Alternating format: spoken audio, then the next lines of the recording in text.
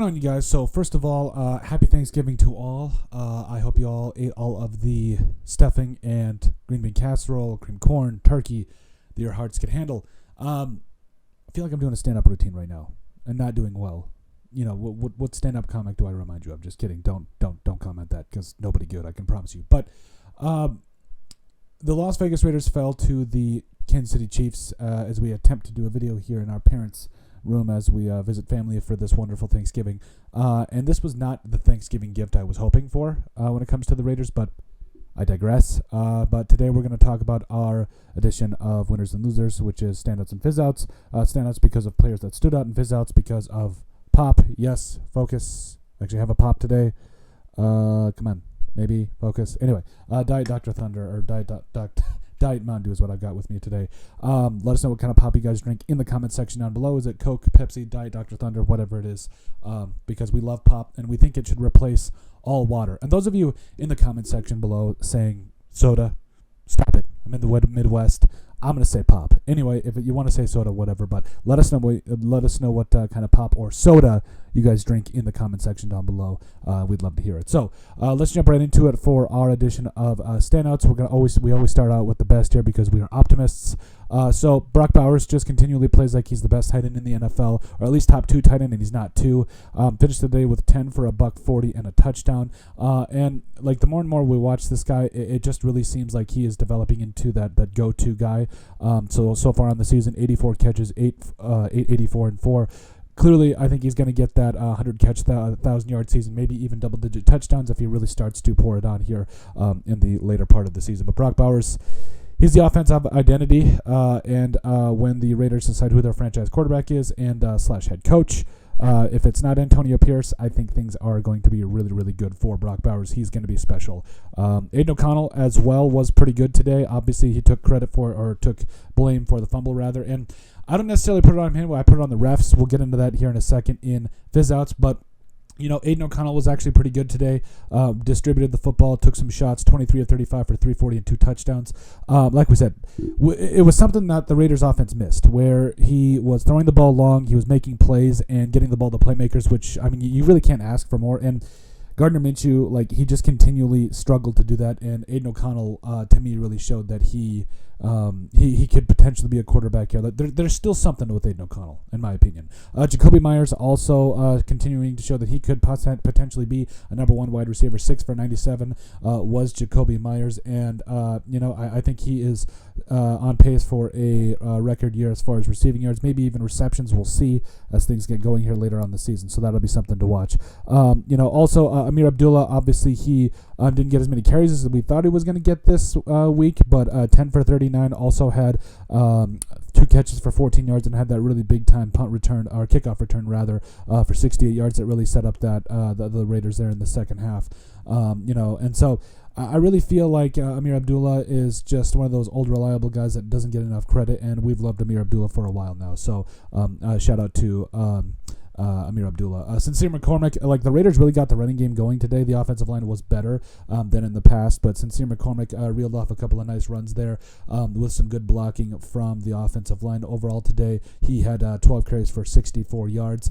And the Raiders as a team ran for 116 yards, which was very uncharacteristic. They actually, like we said, got the ball rolling there. So Trey Tucker caught that touchdown. I think it was a 58-yard touchdown, 1 catch for 58 yards, and a touchdown on the day for him. Also had a carry for 11 yards. We need to get the ball in his hands more. I think that is going to be remedied here hopefully relatively soon, but he is a special player, and I do think that he could be developed into potentially a wide receiver 3, maybe even a wide receiver 2 if he continues to work on his craft, Also, DJ Turner had that big-time catch for 25 yards there in the second half. And again, I think this was really a good game by Aiden O'Connell, stretching the field and getting the ball out to playmakers like DJ Turner. Max Crosby on the defensive side of the football. Max Crosby hasn't gotten nearly as many sacks as he's gotten in the past, but had a sack today. He's just always there in terms of pressure. Like, Patrick Mahomes was not in any way comfortable back there, and Max Crosby and the rest of this defensive line was a big-time reason for that. But as the defense as a whole, Caleb Von Chason had a sack and sack and a half, Zach Carter had a sack. I believe Adam Carter had half a sack And so really this entire defensive line was getting after it, and it was really good to see. Like, Mahomes was not comfortable, and that's exactly what you want to do in terms of the game plan. The defense, to me, was a standout because, yes, did they get bailed out at times? Yeah, we'll call a spade, but overall they did play a pretty good game on Mahomes and his weapons. They didn't let up a whole lot of huge plays. Yes, did they let up some touchdowns? Yes, but they overall shut down the running game, and they did expose the Chiefs, in my mind, for a lot of what they are, and that is, I honestly, as my dogs bark in the background, I do think they could potentially be frauds. Like, I'm just saying, I'm not a hitter on the Chiefs. I know they're 2-time defending Super Bowl champions, but this is another win in which they got bailed out. Just saying.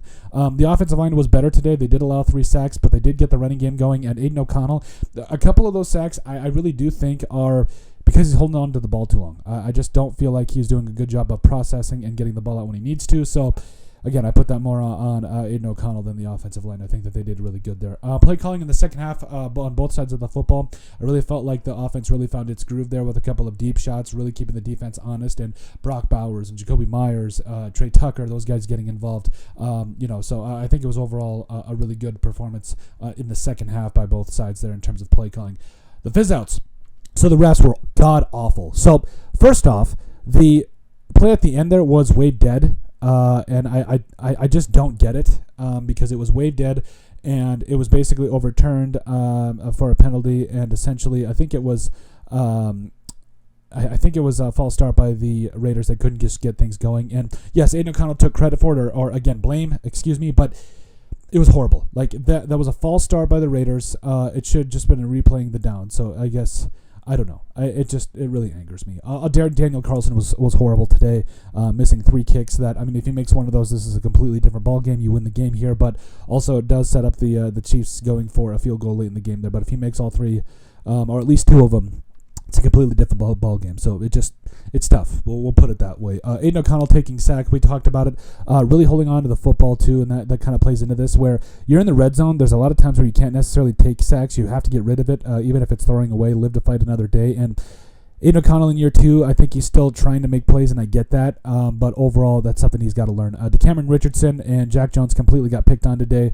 Very rough in the secondary. I know that the Raiders did step up in a lot of ways defensively today, even though they also did get bailed out. But I don't know. I'm a little worried about the corners moving forward for the Raiders. There's definitely got to be some things going here. Dylan Laube, or Dylan L, as we like to say on the channel here, muffed that kickoff return where, again, some of you might not think it's the end of the world, but I mean, I don't think there's a lot of confidence in his ability to return kicks right now or even hang on to the football, so that is definitely worrisome. As far as defensively as well, I mean, you just talk about, again, they shut down the running game, but in the secondary, I have my questions, especially at cornerback, like we said. But overall, it's tough. It's tough coming out with a loss like this. I do think that the Raiders have some good pieces, and we'll touch on that later in the week, probably tomorrow when we get back home. But the refs, the Aiden O'Connell fumble / Jackson Powers-Johnson snapping it too early just crushes you. It really does crush you. But 2-10, Antonio Pierce and company, they continue to fight for their jobs and really just see about the rest of this moving forward, because